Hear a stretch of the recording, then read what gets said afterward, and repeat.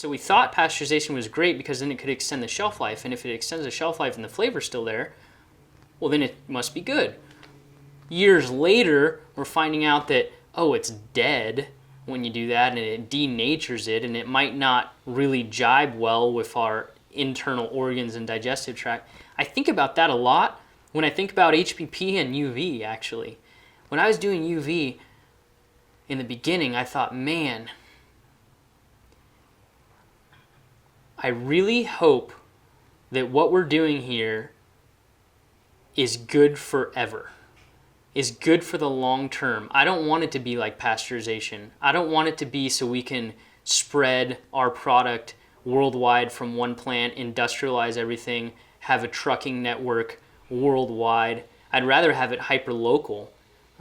You got to get a plant financially stable, so you got to distribute to a large group of people out of one plant in the beginning. But ideally it would be more localized. It would be maybe a plant serves 5, 10, 15 states instead of all of North America. The mentality now is, let's build a 500,000 square foot plant. Let's pasteurize this stuff or cook it or put it in a cardboard box like cereal, and let's ship it worldwide. Tahiti, Japan, Australia, the US, California, our backyard, same product everywhere. So that sentence resonated with me because I think about UV and I'm like, man, if I'm drinking this every day, I want this to be the best possible. And I think truly it is. I think that we're coming to an age where we're realizing the impact of our actions greater than the immediate. We're having a little more long-term sight of what our actions are doing. And I think food is coming back around full circle. If you go to any of these food shows, it is all about organic. Organic is the tip of the iceberg. Organic is fantastic. We do not want sprays. No human that is not influenced by the chemical companies of the world wants chemicals. You don't want your son or daughter playing in a field that's been sprayed with herbicides, pesticides, insecticides, fungicides. These are foreign objects when we ingest them, and our body rejects them in the form of backing up our system and causing potential sickness and disease. So the tip of the iceberg, I think, is this organic movement.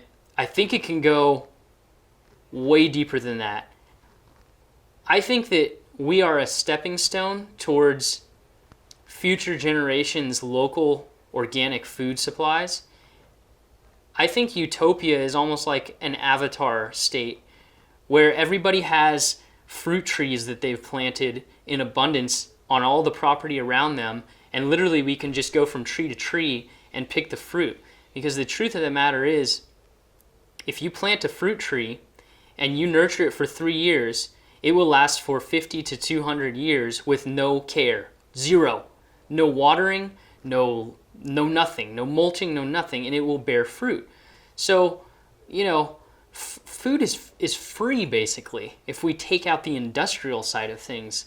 So I think organic is the beginning, but like a biodiverse permaculture homestead with a community of friends that you like, and everybody having that, and your mom and dad having that, and your grandparents, and your kids, and your friends, and your uncle, and your schoolmates, and all of these people having the ability to have this free food, it really takes care of our basic needs. So organic, I think, is the beginning. Way deeper is growing your own food and not having it be hard. Fruit trees are not hard. I just planted many fruit trees, 2,000 fruit trees. 500 are already bearing fruit on my property. And the first year was a lot of work. The second year is going to be a little bit less work. The third year is almost no work. And after that, there will be a food forest of trees for 150 years. That food forest alone of 2,000 trees will provide fruit. I calculated it, 5 pounds a day per person, 75 people. It's on 2.5 acres. 75 people. If they wanted to eat 5 pounds of fruit every day for the rest of their life, and that food forest was $25,000 implementation. Sure, labor was less expensive because it was in Central America, but like, why aren't we thinking about that? Like, I think this is a stepping stone towards that. When people realize they can do that, and they can feel empowered to make that step, they will. And then we don't have to grind out every last ounce of energy we have on stuff we don't care about to take care of a basic need such as food. So I think that's kind of off the deep end, but that's where I see things going.